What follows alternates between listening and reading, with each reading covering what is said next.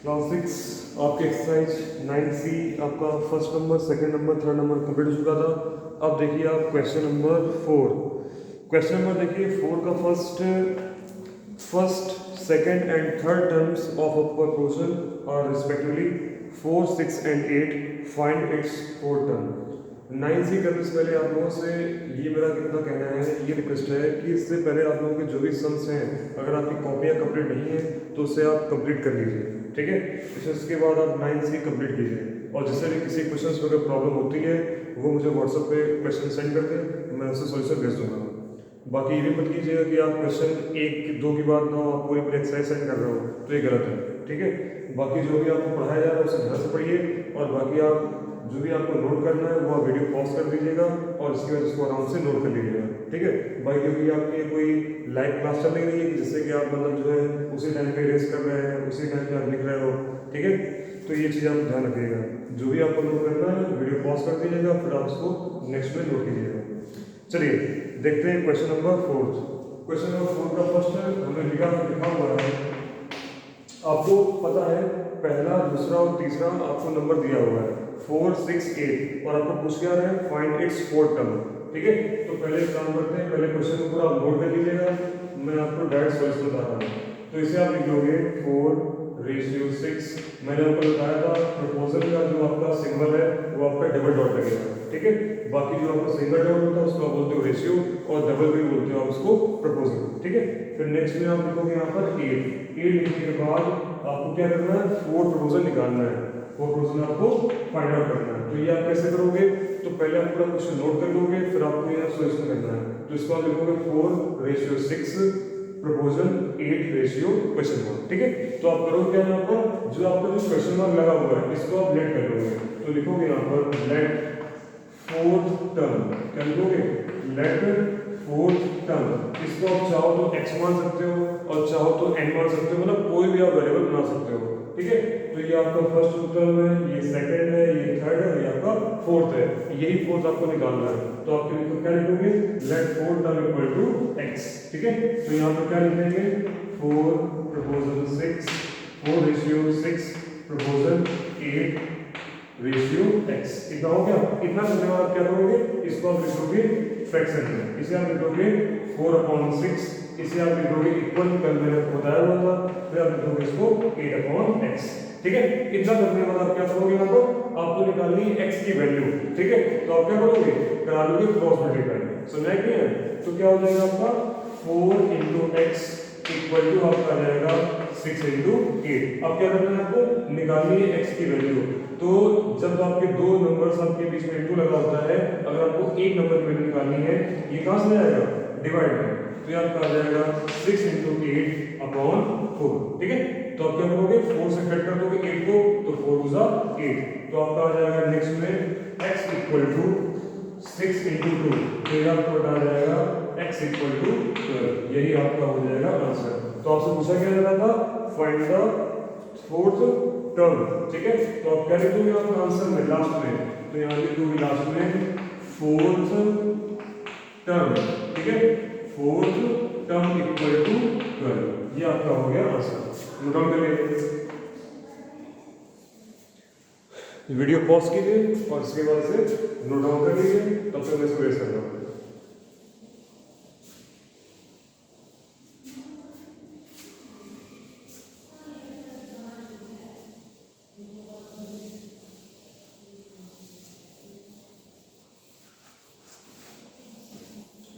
जब पूरा क्वेश्चन हो जाए वीडियो पॉज कर दीजिएगा, नोट कर लीजिएगा, ठीक है। इससे ये होगा कि टाइम आपका वेस्ट नहीं होगा, ना मेरा टाइम वेस्ट होगा नहीं आपका वेस्ट होगा।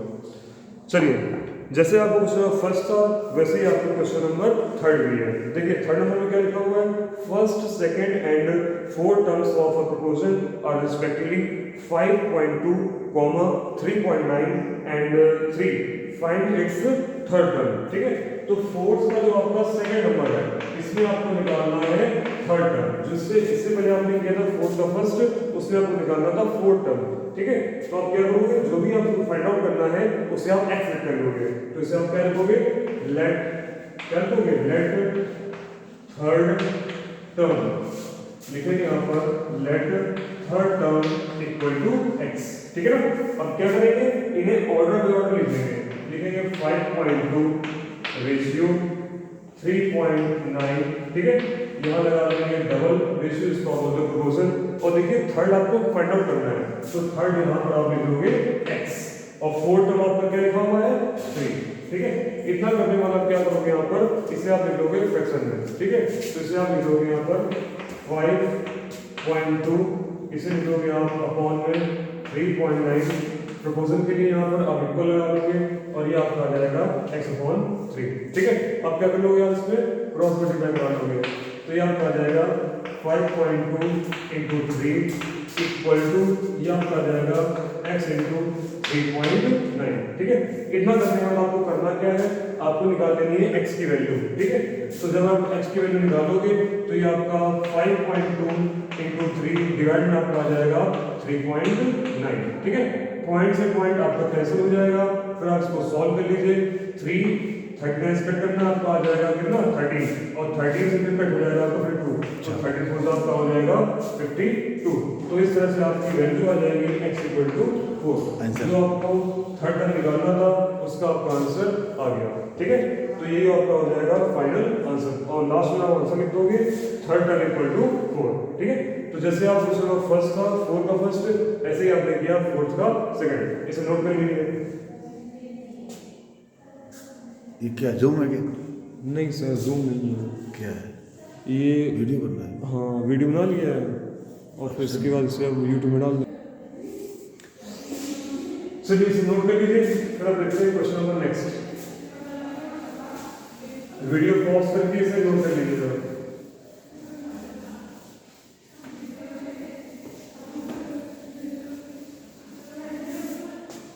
ओके, अब देखिए जो क्वेश्चन नंबर आपका नेक्स्ट है उसमें 5 ये आपको फिल इन द ब्लैंक्स है, इसे आप आराम से कर लीजिएगा, आपको प्रॉब्लम नहीं होगी, ठीक है।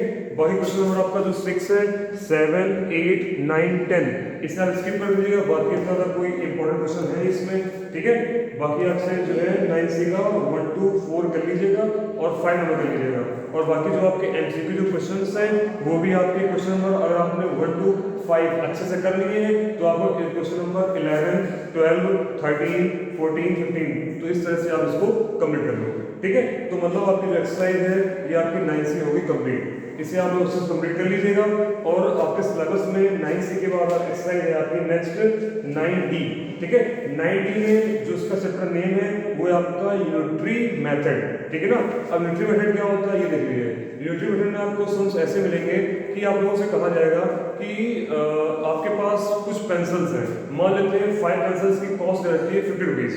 क्या बोला हमने आपसे, ये बोला कि 5 पेंसिल की कॉस्ट जो है वो है आपकी 50 रुपीज़, और हमने आपसे ये पूछा कि अगर आपको 5 की वैल्यू दे रखी है, 5 पेंसिल की कॉस्ट 50 रुपीज़ है, हमने आपसे ये कहा कि 12 पेंसिल्स की कॉस्ट क्या होगी, 12 पेंसिल की कॉस्ट क्या होगी। तो इसे आप कैसे करोगे, देखिए 5 पेंसिल इसकी कॉस्ट आपको दे रखी है 50 रुपीज़, ठीक है। और आपसे पूछा क्या जा रहा है, आपसे पूछा जा रहा है 12 पेंसिल्स की कॉस्ट क्या होगी, ठीक है ना। आपसे क्या पूछ रहे हैं 12 पेंसिल की कॉस्ट क्या होगी, ये आपका बुक क्वेश्चन नहीं है, ये मेरा अपना एग्जांपल है, ठीक है, ठीक है। तो यहाँ पर क्या करेंगे, यहाँ पर अगर आपको 5 पेंसिल की कॉस्ट है 50 रुपीज़ तो आप यहाँ से 1 पेंसिल की वैल्यू निकाल सकते हो। तो जब आप 1 पेंसिल की वैल्यू निकालोगे तो बेटा आपकी वैल्यू आ जाएगी 50/5, तो ये आपका आ जाएगा 5 10 जा 50, तो आपका 1 पेंसिल की कॉस्ट होगी वो आपकी आ जाएगी 10 रुपीज़। क्लियर।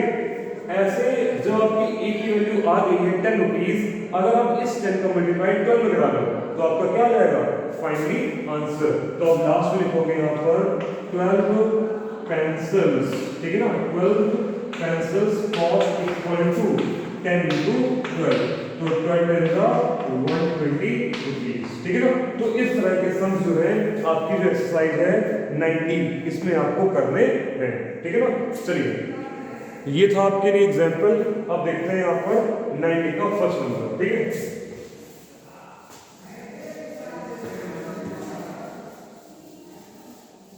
जिनका कोर्स कंप्लीट नहीं है वो कोर्स कंप्लीट कर ले, और इस टाइम लगवानी है, ठीक है ना। तो इसीलिए जो भी वर्क दिया जा रहा है पढ़ाया जा रहा है उसे टाइम करते जाओ।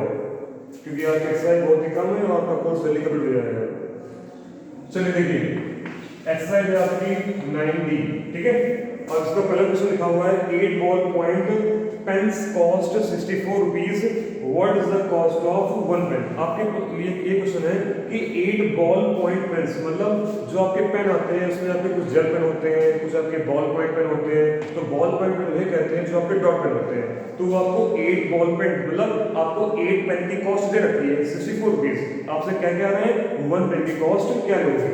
तो इसको आप लिखोगे पहले 8 ball pen, 8 ball pen point cost, ये आपको दे रखा है 64 रुपीज, ठीक है। आपसे पूछ क्या रहा है 1 पेन की कॉस्ट क्या होगी।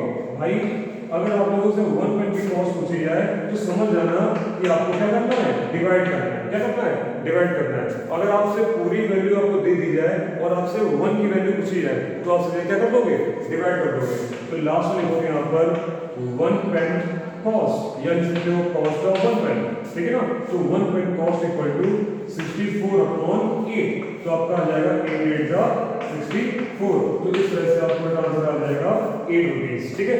जो कि आपको फाइंड आउट करना था what is the cost of 1 pen. तो लिख लोगे यहाँ पर लास्ट में आंसर में कॉस्ट ऑफ, क्या लिख लोगे, cost of 1 pen equal to 8 rupees, ठीक है ना। यही आपका हो जाएगा फाइनल आंसर, ठीक है। नोट कर लीजिए, नोट कर लीजिए। 1 मिनट टाइम आपके पास, बाकी आप वीडियो पॉज कीजिए और फिर इसके बाद उसे नोट कर लीजिए।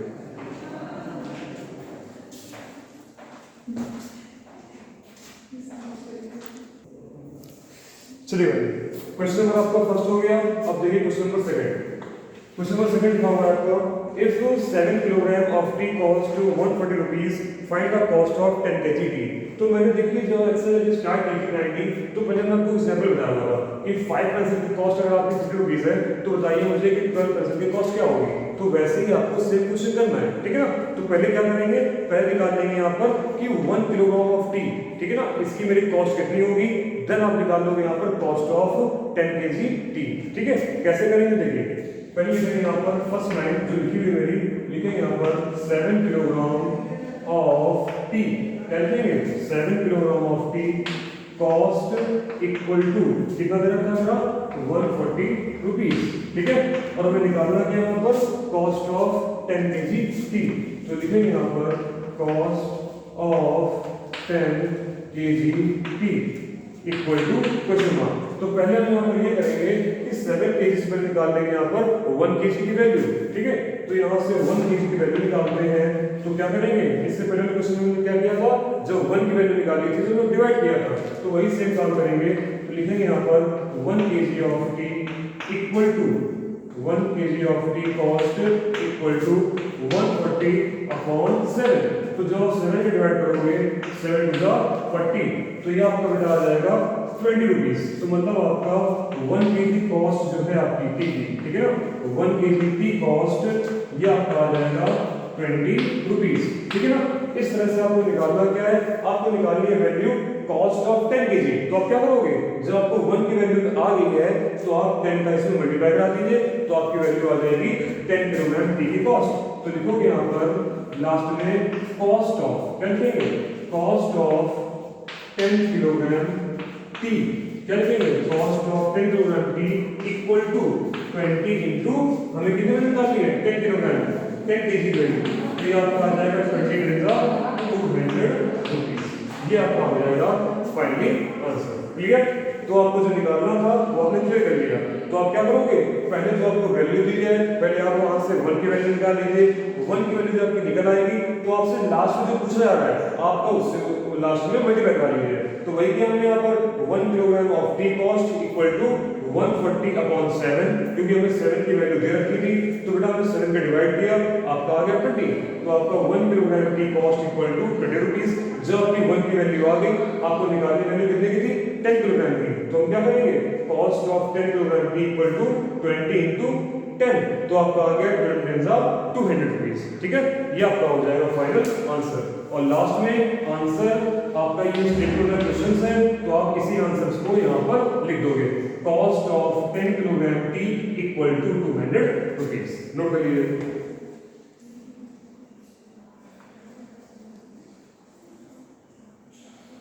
नोट कर लीजिए।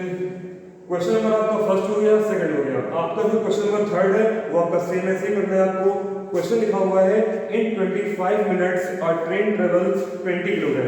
मतलब क्या है आपका 25 मिनट्स में एक ट्रेन 20 किलोमीटर ट्रेवल करती है, मतलब 20 किलोमीटर चलती है। ठीक है, आपको बताना है how for will it travel in 5 minutes. तो पहले आप क्या करोगे, पहले आप निकाल लोगे 25 minutes a train travel equal to 20 kilometre.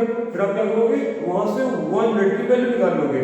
जब 1 मिनट की वैल्यू निकालोगे तो आपका आ जाएगा 20/25। कितना आ जाएगा 20/25। फिर इसके बाद आपको निकालना क्या है, how for will it travel in 5 minutes. तो आपको 5 मिनट की वैल्यू निकालनी है। जब आपने सेकंड लाइन से 1 मिनट की जो वैल्यू निकाली वो आपकी कितनी आई 20/25। ठीक है ना, ये आपकी वैल्यू है 1 मिनट के लिए कि भाई 1 मिनट जो ट्रेन है वो मेरा इतना किलोमीटर जो है डिस्टेंस ट्रेवल करेगी।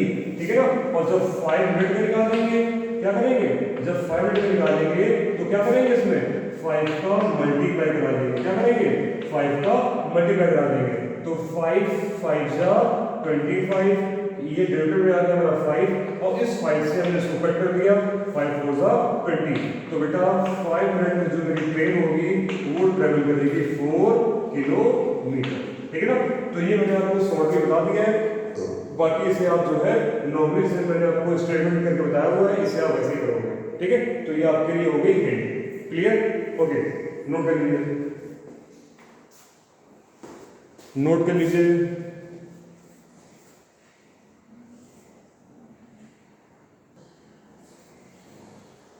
नोट कर लीजिए।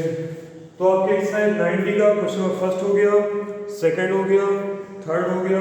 बाकी ऐसे ही आपका क्वेश्चन नंबर 4 भी है, वो आपको सेम ऐसे ही करना है। ठीक है, और बाकी क्वेश्चन नंबर 5 थोड़ा सा अलग है, और क्वेश्चन नंबर 6 सेम आपको ऐसे करना है जैसे आपका क्वेश्चन नंबर 1 to 4 हुआ है। तो इस तरह से आपको 90 के सम्स कर लेते हैं जहां तक आपको आ जाए। तो आपका जो मेन जो वर्क है आज के लिए वो यही है कि आपको question number 1 to 4 fair copy करने हैं। बाकी आपको जो भी आगे के सम्स आ जाए वो आपको करने हैं रफ कॉपी में। ठीक है ना, बाकी जो एक्सरसाइज है वो आपको नेक्स्ट कल बताई जाएगी। और बाकी आज साथ का थर्सडे तो आपको आज मैथ टेस्ट पढ़ा दिया गया है। ठीक है ना, क्योंकि आपकी अलजेब्रा कंप्लीट हो चुकी है। और सेमेस्टर से आप सबको से इतना कहना है कि जो भी आपकी अलजेब्रा का जो वर्क हो चुका है उसे आप कंप्लीट कर लीजिए और कॉपी स्टैम्प करवाने के लिए ले आइए। ठीक है, ओके। और बाकी 90 का जो सम्स बचे हुए ये आपको बता दिए जाएंगे। क्लियर, चलिए।